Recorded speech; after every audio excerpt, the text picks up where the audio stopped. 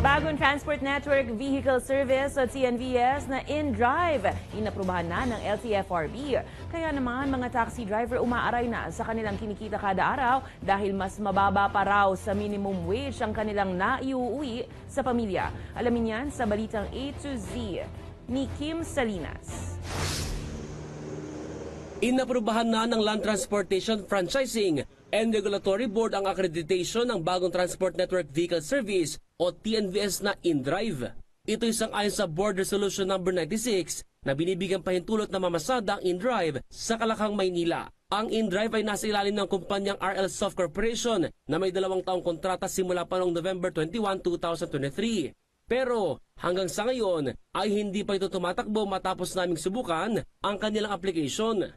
Wala pa man sa kalsada naturang transportation network company pero mga taxi driver umaaray na sa mga walang kita sa kanilang hanay.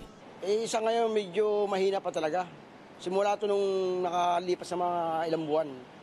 Gawa nung pinasukan kami ng Grab tsaka yung angkas saka yung motorcycle taxi kaya ng Joyride, angkas.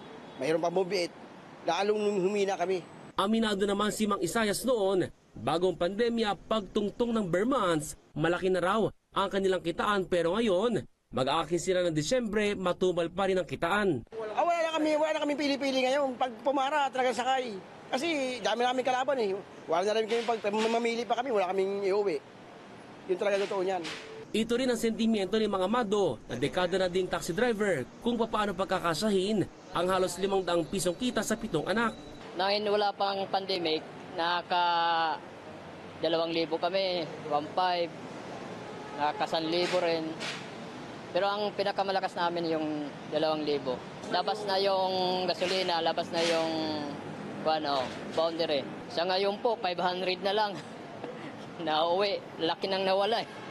Nung pumasok yung mga Joyride. Talo pa nga raw sila sa mga minimum wage earner sa kinikita kada araw. Sila halos 12 oras pang nagtatrabaho. Pinag-iisipan na rin ng 2 tsuper na maghanap na ng bagong hanap buhay kung sakaling sa susunod na taon ay ganito pa rin katumal ang kitaan. Titingnan ko po ulit sa January kung anong mangyari. Kung mahina na talaga, baka lilipat na rin ng ibang mapag-drivean. Napag-isip-isip ko na rin baka nga pag kung January dumating baka hanap-hanap na rin ako ng bago. Mapapasukan. Pakiusap nila ngayon sa pamahalaan. Dapat nga pinag-iisipan muna ng government yan kung bago nila ipasok yan kasi maraming mawawala nga na buhay taxi driver sa amin. Kasi totoo lang. Kaya kamukha sa akin, umaasa din ako sa pagiging taxi driver ko.